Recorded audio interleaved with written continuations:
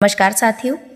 कहानी शुरू करने से पहले आप सभी से एक रिक्वेस्ट है, यदि आपने अभी तक चैनल को सब्सक्राइब ना किया हो तो प्लीज़ ज़रूर कर लीजिएगा। और कहानी सुनने के बाद यदि आपको कहानी उपयोगी लगे तो लाइक और कमेंट के ज़रिए अपने विचार ज़रूर व्यक्त करिएगा। तो एक बार की बात है, एक पानी वाला जहाज़ समुद्र के तूफानों में फंस गया था। जहाज़ व उसके सभी यात्री डूब गए, केवल एक व्यक्ति को छोड़कर। ईश्वर की कृपा से वह बच गया और तैरते तैरते छोटे से टापू पर पहुंच गया। वहां वह ईश्वर से प्रार्थना करने लगा कि हे ईश्वर, कोई मुझे यहाँ से बचाने के लिए आ जाए। पूरा दिन गुजर गया पर कोई उसे बचाने के लिए वहां नहीं आया। फिर वह रात को रेत में ही सो गया। दूसरे दिन उसने फिर प्रार्थना की पर कोई उसे बचाने के लिए नहीं आया। इस तरह से कई दिन गुजर गए। रोज वह प्रार्थना करता परंतु कोई मदद करने नहीं आता। 1 महीने बाद अब वह हार मान चुका था। उसने सारी उम्मीदें खो दी थी और टापू में लकड़ी की झोपड़ी बनाकर वहां रहने लगा था। वह नारियल पानी पीता, जंगल के फल खाकर अपना जीवन व्यतीत कर रहा था। एक दिन वह ठंडक के कारण लकड़ियां जला रहा था। लकड़ियां खत्म हो गईं तो वह जंगल से और लकड़ियां लेने चला गया। लकड़ियां लेकर जब वह वापस आया तो उसने देखा कि उसकी झोपड़ी में आग लग चुकी थी।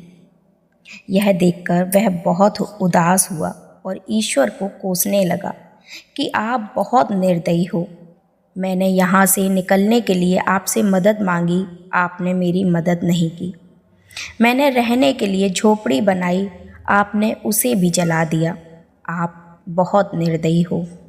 वह पूरा दिन ईश्वर को कोसते रहा। रात हो गई और वह बाहर रेत में ही सो गया। सवेरे जब उसकी नींद खुली तब उसने देखा कि एक बड़ा सा पानी का जहाज उसके सामने खड़ा है। उसे अपने आँखों पर भरोसा ही नहीं हो रहा था कि कोई उसे बचाने के लिए वहाँ आया है। वह पानी के जहाज पर चढ़ गया और जहाज चल दिया। उत्सुकतावश उसने जहाज के कैप्टन से पूछा कि आपको कैसे पता चला कि इस सुनसान टापू पर मैं यहाँ फंसा हुआ हूँ। कैप्टन ने कहा कि कल आपने ही तो फायर सिग्नल मुझे भेजा था। इस पर उस आदमी ने कहा कि मैंने तो कोई फायर सिग्नल आपको नहीं भेजा। फिर उसे अपनी जलती हुई झोपड़ी की याद आई और वह समझ गया कि कैप्टन ने उसकी जलती हुई झोपड़ी को फायर सिग्नल समझ लिया है और उसे एहसास हुआ कि झोपड़ी में आग लगना ईश्वर का ही प्लान था ताकि वह इस टापू से निकल सके। अब वह ईश्वर का धन्यवाद करने लगा।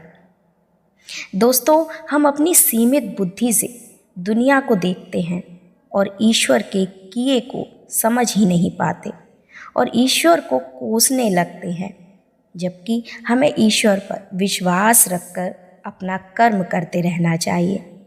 जब भी बुरा वक्त आए तो याद रखना, इसमें भी ईश्वर ने आपके लिए कुछ बेहतर सोच रखा होगा, जो सही समय आने पर आपको पता चल ही जाएगा।